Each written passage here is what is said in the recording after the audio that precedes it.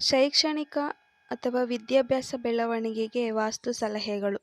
ಉತ್ತಮ ಏಕಾಗ್ರತೆಗಾಗಿ study table ಅನ್ನು ಕೋಣೆಯ ಪೂರ್ವ ಅಥವಾ ಉತ್ತರ ದಿಕ್ಕಿನಲ್ಲಿಟ್ಟುಕೊಳ್ಳುವುದು ಉತ್ತಮ ಮತ್ತು ಗೋಡೆ ಮತ್ತು ಸ್ಟಡಿ ಟೇಬಲ್ ನಡುವೆ ಸ್ವಲ್ಪ ಜಾಗವನ್ನು ಬಿಡುವುದು ಒಳ್ಳೆಯದು. ಅಧ್ಯಯನದ ಕೊಠಡಿಯು ಸ್ನಾನಗೃಹದ ಕೆಳಗಡೆ ಇರಬಾರದು. ಪುಸ್ತಕದ ಕಪಾಟನ್ನು ಪೂರ್ವ, ಉತ್ತರ ಅಥವಾ ಈಶಾನ್ಯ ದಿಕ್ಕಿನಲ್ಲಿ ಇಟ್ಟುಕೊಳ್ಳುವುದು ಉತ್ತಮ. ಕನ್ನಡಿಯಲ್ಲಿ ಪುಸ್ತಕಗಳ ಪ್ರತಿಬಿಂಬ ಕಾಣದಂತೆ ಎಚ್ಚರ ವಹಿಸಿ, ಇಲ್ಲದಿದ್ದರೆ ಅದು ಅಧ್ಯಯನದ ಒತ್ತಡವನ್ನು ಹೆಚ್ಚಿಸುತ್ತದೆ.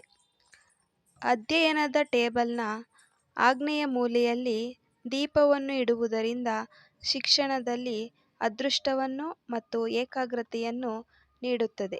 ಸ್ಟಡಿ ಟೇಬಲ್ ಮುಂಭಾಗದ ಗೋಡೆಯಲ್ಲಿ ಕೆಲವು ಸ್ಫೂರ್ತಿದಾಯಕ ಪೋಸ್ಟರ್ಗಳನ್ನು ಅಥವಾ ಕಲ್ಪನೆಯ ಚಿತ್ರಗಳನ್ನು ನೇತುಹಾಕಿ. ಎಲ್ಲ ಸಮಯದಲ್ಲೂ ಸ್ಟಡಿ ಟೇಬಲನ್ನು ಸ್ವಚ್ಛವಾಗಿಟ್ಟುಕೊಳ್ಳಿ.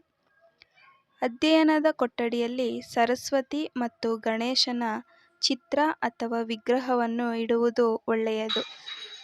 ಸ್ಫಟಿಕ ಗೋಳವನ್ನು ಅಧ್ಯಯನ ಕೊಠಡಿಯಲ್ಲಿ ಇಟ್ಟುಕೊಳ್ಳುವುದರಿಂದ ಅಧ್ಯಯನಕ್ಕೆ ಮಂಗಳಕರವೆಂದು ಹೇಳಲಾಗುತ್ತದೆ ಮತ್ತು ಧನಾತ್ಮಕ ಬೆಳವಣಿಗೆಗೆ ಸಹಾಯವಾಗುತ್ತದೆ. ವಾಸ್ತು ಪ್ರಕಾರ ಅಧ್ಯಯನ ಕೊಠಡಿಯ ಬಣ್ಣವು ಮಹತ್ವದ್ದಾಗಿದೆ, ಏಕೆಂದರೆ ಅದು ಅಧ್ಯಯನ ಮಾಡುವಾಗ ಏಕಾಗ್ರತೆಯನ್ನು ಸುಧಾರಿಸುತ್ತದೆ.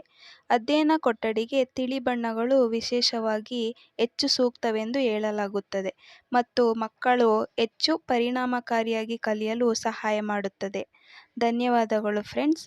ಹೆಚ್ಚಿನ ವಿಡಿಯೋಗಳಿಗಾಗಿ ಪ್ಲೀಸ್ ಸಬ್ಸ್ಕ್ರೈಬ್ ಮಾಡಿ.